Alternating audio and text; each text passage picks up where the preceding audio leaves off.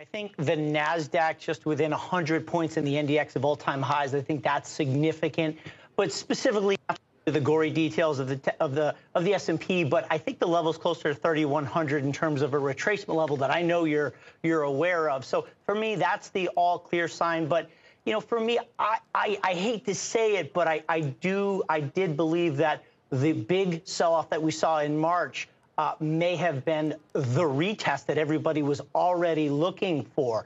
If you just kind of take a look at the last three significant corrections from the '09 lows, they were unbelievably separated by about 15 months between the two. So we saw it in 2010, 11, 15, and 16, and here we go again. So I put this out on Twitter saying maybe this was the retest, and people got quite a rise out of that. So I was bullish, and I continue to remain bullish. So in other words, you like a retest of the lows because it suggests that, okay, we kind of cleared that hurdle, or no? Explain that a little bit more. And also, I'm curious if you can address within the market what's going on with the stay-at-home trade. I mean, when you look at those stocks, does it say to you, hey, be careful here because there's rotation underway, or, hey, yeah, these are going to be your new winners?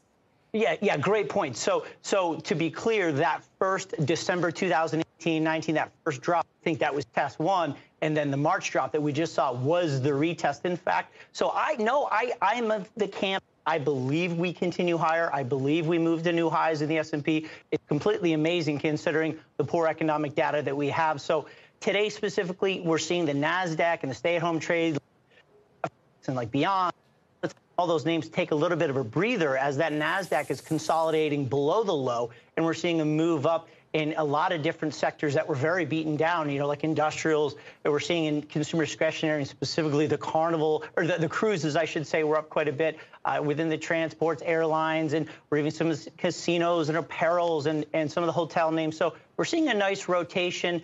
Specifically, Kelly, if you want to go here, I'm focusing on sort of this move into people spending money, not the stay-at-home economy, but people spending money at their houses. I think millennials, I think older Gen Xers are starting to spend money, and there's a few names that we're watching there. So we continue to remain bullish. In terms of this market going higher, though, Todd, we would need to see the financials and industrials. I mean, more broadly than saying the reopening trade or the stay-at-home stocks. I mean, financials and industrials would have to continue leading the way. No, either that, or are we still going to be leaning on the narrow leadership of the five biggest companies in the S&P 500?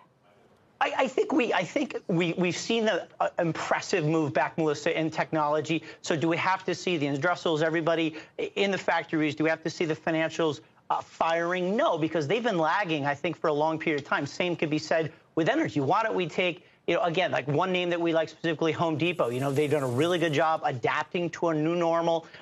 You know, I haven't spent as much time in Home Depot working on home projects when I'm not working. My wife's very happy about it. So, I mean, they had a tough quarter, but I think the stock is acting extremely well. New home sales, they just came out, massive number, 623,000, like expectations of 492. So really big beat there, low interest rate environment.